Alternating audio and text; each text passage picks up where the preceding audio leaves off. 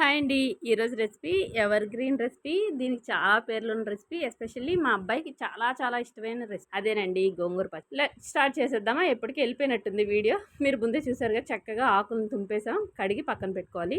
తర్వాత మూకుడు పెట్టి దాంట్లో 20 నుంచి 25 వరకు ఎండుమిర్చి, ఒక స్పూన్ ఆవాలు, హాఫ్ స్పూన్ మెంతులు వేసి వేగనిచ్చి పక్కకు తీసేయాలి. ఆ తర్వాత ఈ కడిగి ఆరపెట్టుకున్న గోంగూర ఉంది కదా, దాన్ని మొత్తం అందులో వేసి బాగా మెత్తబడే వరకు అలా కదుపుతూ ఉండాలన్నమాట. ఇందులోనే చిన్న చింతపండు యాడ్ చేయాలి. ఆ తర్వాత ముందే పెట్టుకున్నాం కదా, వేయించి పెట్టుకున్న మిరపకాయలు, ఆవాలు, మెంతులు, కొంచెం ఉప్పు వేసి మిక్సీ పట్టుకోవాలి. మగ్గిన పేస్ట్ని కూడా అందులో వేసి మరొకసారి తిప్పామా, పచ్చడి రెడీ అయిపోయినట్టే.